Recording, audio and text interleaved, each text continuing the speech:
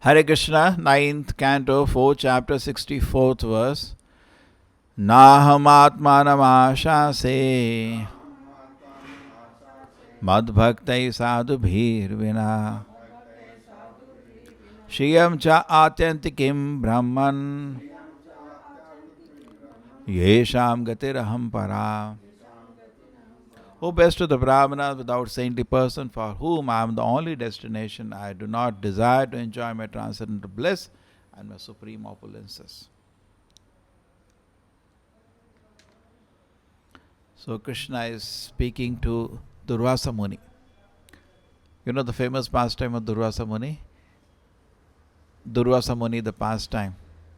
Durvasa Muni is known as the powerful sage. And very famous, must have heard about Durvasa. He can curse anybody, he can bless anybody. But not so much a pure devotee.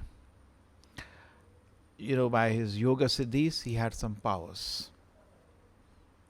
And then what happened is that once he visited a personality called Ambarish Maharaj.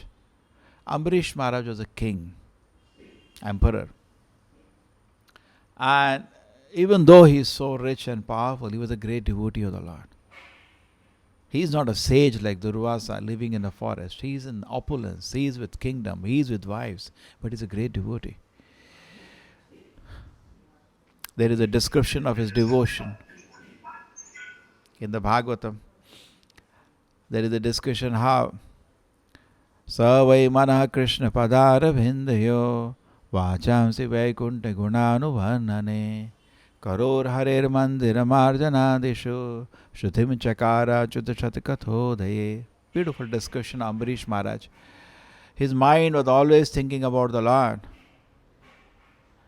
And with the words, he was always talking about the Lord. Vachamsi Vaikunta Gunanuvarnane. Karor Harer Mandir Marjan. Even though he is the king, with his hands he used to clean the temple of the Lord. Just like now Jagannath Puri Rath Yatra, the king sweeps the road in front of public, Shrutim Chakara, and always hearing about the Lord through his ears. So even though he was with opulence, with power, with wealth, he was a great devotee. Sometimes people feel devotee means he should live in a hut. People generally perception. He should live in a hut, nothing you should have. When they see us sometimes with mobiles, what are you doing? You are supposed to be sadhu. Sadhu should be away from all this. You should walk naked on the road. That's the perception many people have. And some sadhus do that. They walk naked on the road and they don't. So generally people feel sadhu means totally. So Prabhupada used to say, suppose you're standing outside a bank. I say, I renounce the bank. You're a madman. The bank was never yours. And you say, I want to enjoy the bank. You're a thief. It's not yours. So similarly, some people in this world are bhogi. They want to enjoy the world. They're a thief. Some people are tyagi. They're also madman because nothing to renounce. It was never yours. Say, I renounce. If it is yours, you renounce. It was never yours. What's the credit? And I have renounced. What did you renounce? It was yours, you can renounce. It is not yours to enjoy. It's not yours to renounce. How can you take credit of renouncing others' property? I say, I renounce that car. It was never yours. What's madman? So anyway, so Prabhupada says people are filled with either mad people or thieves. But a devotee, bhakta, is highest because he looks at the world as a property of the Lord. He sees connection of the Lord in everything. That's the highest. That's why, you take a flower. A bhogi enjoys a flower. No, it's not your flower, it's Lord's flower. Therefore, we offer to the Lord, then we can take prasadam. We should not directly take. You buy a garland from the market, we don't enjoy it. If you're offering we don't do that. We give to the Lord. It is offered to the Lord, then he gives us prasadam, then you can enjoy as prasadam. But it is his to be enjoyed first. Okay? And so tyagi, garland smell, I should not. But devotee takes the garland, offers to the Lord. Bhogi enjoys. Suppose, a good example, somebody drops his purse in the temple. Bhogi steals the purse and runs away. He's a thief. Tyagi, I should not touch. Ye mera purse nahi hai. He's a fool, What is it? And Bhakta, he takes the purse, announces whose purse it is, gives it to him. So similarly, when you're looking at this world, some people look at the spirit of enjoyment. That's not correct. It's God's world. Some people look at the spirit of renunciation. That is also not correct. The best spirit is, look at this world as a property of the Lord. That's the best spirit. That's a devotee. That is a devotee. Now, when somebody looks in the spirit, he cannot look in that spirit unless he loves the Lord. Just like a child. When a mother sees something belonging to the child, she remembers the child. Correct? Even now, the belongings of people are sold as antiques and all, big amount they are sold. Correct? Some a sword of some ancient king. You can remember that king with that. Therefore, they get some special value. So everything, if you love somebody, if even you see his picture, you start remembering it so much. A devotee is always seeing in everything connection of the Lord. Thavara jangama deke deke natara murti sarvatra hoy ishta deva spurti. He sees something moving and non-moving, anything he sees the connection to the Lord. That was Ambarish Maharaj, great personality. Even though he was with so much opulence, he's a great one. And then somebody lands up there, Durvasa Muni, and he's about to break. Like today, we are about to break our Ekadashi Vrata. He also lands on Dwadashi. We have something called a Parayana time. At a particular time, we have to take meal to break the fast. That's called traditionally Parayana time. So he was about to break his fast. Suddenly, Durvasa Muni lands up. Durvasa Muni, the Brahmana, he is a sage. As an etiquette, you have to say, please have, always guest first in a house. It's an etiquette. And he's a sage, powerful sage. So please have meal with us. We have feast ready. Dwadashi feast ready. Yeah, I like to have. I just take bath and come. I said, yeah, that's fine. And Durvasa Muni purposefully was delaying his bath. And this Ambarish Maharaj got into real anxiety because his focus is not to satisfy Durvasa Muni. His focus to satisfy the Lord. Is a great devotee. And the fast is not properly broken, the fast is spoiled. He has to take meal between that time. Just like today, around 6 o'clock to 10 o'clock, we have to take the meal. Now what to do? The sage is getting late and he's purposely doing it because he wants to play with him. And this devotee, he's basically, Durvasa Muni was proud. You may have siddhis, but when you get proud, everything is waste. Just like you may have a lot of knowledge, but you should not get proud, then the knowledge is a waste. Vidya, Vinaya, real knowledge makes you humble, not proud. But this person was proud and he was just playing with them. So here the Ambarish Maharaj thought what to do. Finally, he asked the sages. King will also have a council of Raja Rishis who give him advice. What should I do? Here is a powerful sage. Come, I don't want to disrespect him, but I have to break my fast. And if I break my fast, it's a disrespect. We should not eat before the guest. So what should I do? Everybody is confused what to do. He said, okay, I have an idea. He gives an idea. Can I take some water? Because I had taken Nirjal fast. When you do Nirjal fast, you break fast by water. Nirjal means you didn't take a drop of water. So it's eating at the same time not eating. I've broken the fast, but I'm not eaten anything. It's water only I take. They say, yeah, that will be okay, I think. So he just takes few sips of water to break his fast. And he's humbly waiting for the sage. The sage is powerful. By his, Shakti, he knows, Siddhi, he has taken something.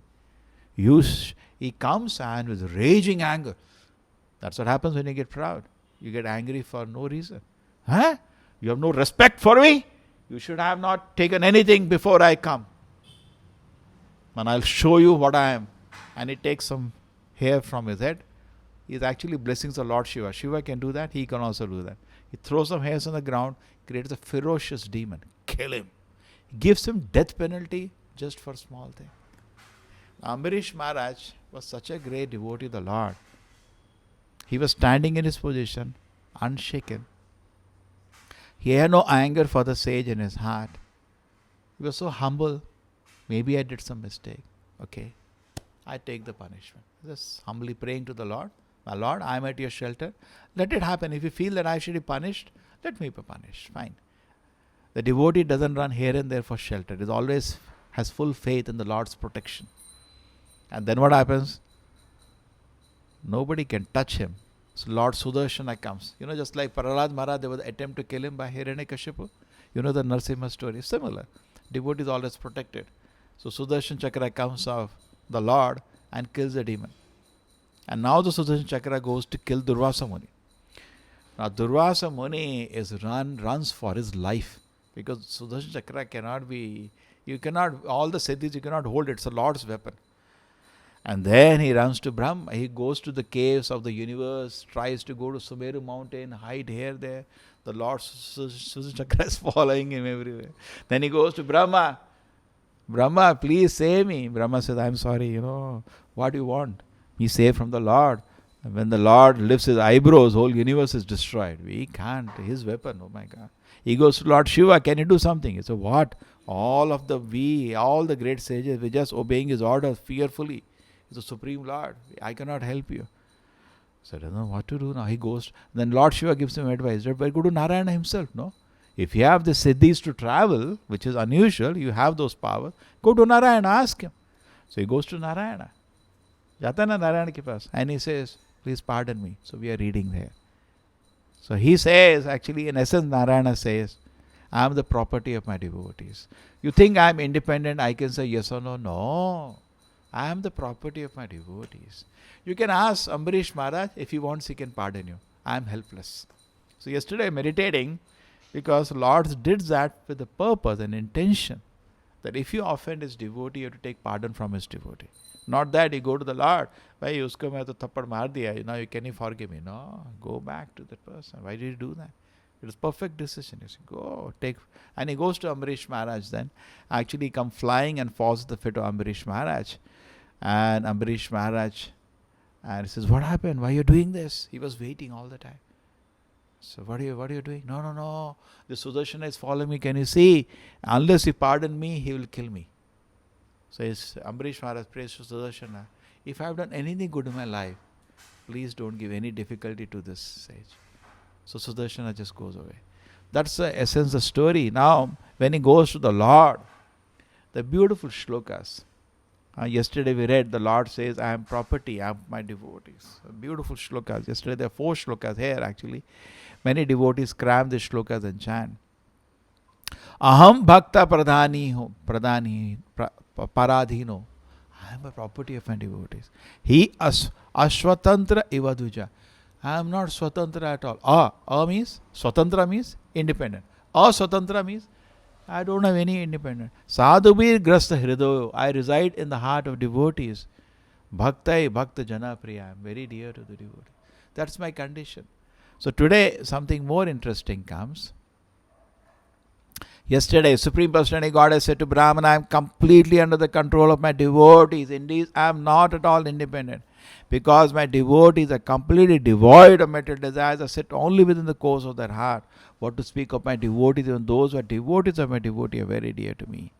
And today comes the next shloka which we said, Naham atmanam asha se mad bhaktai sadhubhir vina shriyam cha atyantikam brahmam yesham gatir aham para. O best of the Brahmanas, without saintly person for whom I am the only destination, I do not desire to enjoy my transcendental bliss and of supreme opulences. Now to understand today's shloka. Now you are right way, you are understanding where we are. So Krishna is saying here, increasing transcendental bliss. In this world, everybody tries to increase something. Those who are tamasic, they increase their sleeping day by day. They eat more, they sleep more. And they are happy in that. Those who are rasic, they want to increase their wealth and power. Everybody wants to increase. Whatever wealth I have that's why people are working. They want to increase their wealth. They want to increase their power, their influence. That are rasic people. Those who are sattvic, they want to increase knowledge. The different people, they get happy by different ways. तामसिक person gets very happy if today he could sleep more. ज़्यादा सो के बहुत खुश रहता है तामसिक आदमी. रासिक आदमी बहुत खुश रहता है, पैसे ज़्यादा होते हैं, धन ज़्यादा होता है, शक्ति ज़्यादा होता है. और सात्विक आदमी ज्ञान ज़्यादा होता है. But to increase is the nature everywhere. Why? Because we are part and parcel of God. God is ever expanding. We also want to expand. Therefore, family, children, grandchildren, we want to expand, we want to increase. Everything. Tendency is to increase. Sometimes we increase only in volume. But we want to increase. the world is to increase, okay? But spiritual world, something different increases. Neither the things I said, sleep or power or knowledge, happiness. And that is the highest. There is one country, they said, Shishir Radha Govinda ki, I think Bhutan. Instead of GDP, they say GHP, Gross Happiness Index, GHI, something they say. We want to increase the GDP, Gross Domestic Product, jobs, happiness, something. But they don't know what is happiness. Happiness, the thing, is a material well-being. There are so many parts of the world, people are very well, economically very comfortably situated. But they're not the happiest people in the world. When they measure happiness, they measure by comforts. The bhautik sukha. Good house, good car, nice bed, beautiful wife, the nice servants, obedient sons. I think that's happiness. Okay? That's material. Material happiness will never satisfy the soul. The first knowledge of Bhagavad Gita is body is different, soul is different. And therefore, what comes next is transcendental bliss. Krishna does not enjoy material happiness. He is all spiritual. We are jivas, we are tatha shakti of the Lord. Sometimes you want to enjoy material happiness, sometimes you want to enjoy spiritual happiness. Just like material happiness is in a domain of experience, and you know it's there. Correct? I'm feeling happy today. Similarly, spiritual happiness is also in the domain of experience. Rather, it is called bliss. We don't call it happiness to distinct it, to demarcate it from the normal happiness of this world. It's called, and Prabhupada uses the word transcendental, not material. It's different. So it is expanding. Spiritual world, everything is same. In this world, things keep changing. People die, people are born, people grow old. Spiritual world, because spirit, the nature of spirit is not to grow old. Spirit does not die. It is eternal. The soul is eternal in the spiritual world. What increases therefore? Everything is same then.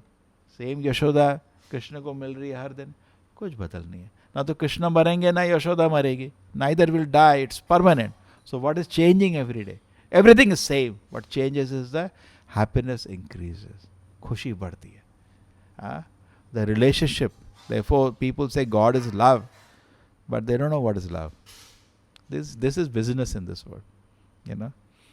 Boy sees a girl, he finds a girl beautiful, he says, I love you. He doesn't love, he wants to use her. The girl look at the boy, handsome boy, I also love you. Basically a contract to cheat each other.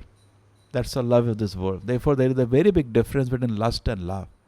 Both look same, just like iron and gold. Both are metal. Lot of differences there. Gold, iron. So similarly, the God is love, yes, but what is love we should know. The so-called relations of this world are nothing compared to the pure relationship to the Lord. Therefore, those people in the history who achieve love for God, in any part of the civilization they may be, they got worshipped. Any part of the world, anybody who achieved love of God became worshipable, isn't it? Any part of the world. They got the maximum fame. In fact, nobody becomes as famous as the devotees of the Lord. Bhatt ke jitna famous koi nahi ho sakta. To this day, the great devotees, like we go to Udupi, Madhvacharya, he is so much worship. Why? It's a blazing fire, intense desire to serve the Lord. Okay. So we are also increasing. We are called Kanishta Bhaktas. Thoda abhi love is like small fire is there, like agarbatti. But it's not blazing fire. It has to increase. And that's the process. Now the Krishna, why is it that Krishna expands? Shastra say, Eko Bahusha. Suppose I am sitting alone in a room. It's not great fun. God can give everybody one planet, empty planet with a lot of gold and wealth. That is not big deal for him to create. Not a big deal. He can do. But then you will not be bored. You want other people. Alone we don't like. We want other people for relationship. But that's material. But Krishna also expands to unlimited living entities. Eko Bahusham, to expand his bliss. But in spiritual world, the equation is only love and gratitude. His word is a business. Suppose you have a servant, you don't pay him, he'll walk away. That love is not love. What love it is? It's contaminated. So all the so-called love in this world is contaminated by some material desire. But the love to the Supreme Lord is uncontaminated. Some people ask me, sir, tell me one thing. Why do you need God? One student asked me this question sometime. Sir, I have only one question. What? I just want to know, why do we need God? You need God for so many reasons, but the main point is that you want happiness. And He's the only person who can reciprocate your true love. You need Him to experience, because happiness comes in any relationship. We are living in this world for relationships. And we have happiness in the interaction of the relationship, either as a friend or as parents or as children or as lovers. Different ways, Shanta, Dasa, Saka, Vasale, Madhurya, we have relationship and we get happiness in that. But all the relations in this world are contaminated. They're not pure. But with Krishna, with God, we have pure relationship. These relationships, when they are revived, gives immense pleasure. So Krishna becomes one to many. So that, kyun ban jate hain bahut? To expand his spiritual happiness. Agree? He becomes Eko Bahushyam. And devotees know this. They want to increase pleasure of Krishna. Therefore, they keep expanding the devotees of the Lord.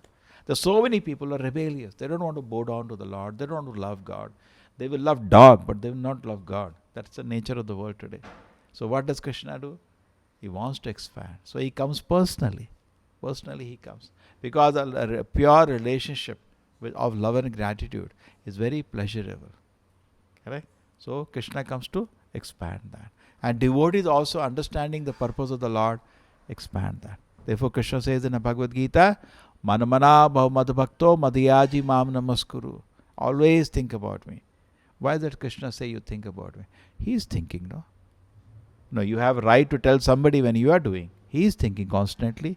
But I cannot think about him, but he can think of everybody at the same time. That is his capacity. He can think about you, he can think about him, he can think of at the same time. Manamana. So that way, Krishna requests us, always think about me. Become my devotee. Madhbhakta, Madhyaji, worship me. Mam namaskuru. We offer your prayers, obeisances to me. So these four things, when we do that, gradually it revives our love for the Lord. Nitya Siddha Krishna Bhakta Sadhu Kavinaya Shavanadi Shuddha Chitta Karaya Udaya. The devotion to the Lord is eternally a fact, and it is lying dormant in the heart of every living entity. We are not going around the world brainwashing people in Krishna Bhakti. Shastra says it's already there. The love for God is there in everybody's heart. We just awaken it. Shavanadi Shuddha Chitta. When a heart is purified, it comes out. Karaya Udaya, it wakes up. The soul awakens to his pure love for the Lord. And here we get information from Lord Krishna. He's talking to Durvasa that without my devotees, I cannot enjoy anything. Just like you go to a hotel. I say, I don't want to go alone. Nobody goes alone. I take some friends. Even for drinking, they carry some friends. There is no fun. Forget about healthy things. Because with friends only you enjoy. So Krishna also said, I don't want to enjoy anything without my devotees. It's normal. And then understanding the Lord's nature to enjoy with his devotees. So devotees keep expanding his devotees. हम उनके भक्तों की बढ़ोतरी करते रहते हैं. कृष्ण का आनंद बढ़ता रहता है. ठीक है? Krishna says no give and take. He's only love and gratitude. The pure love means love and gratitude. There is no business there. So Krishna expands the pure relationships and enjoys transcendental bliss in that. And devotees also participate in that, enjoy transcendental bliss. Srila Prabhupada ki, Srimad Bhagavatam ki.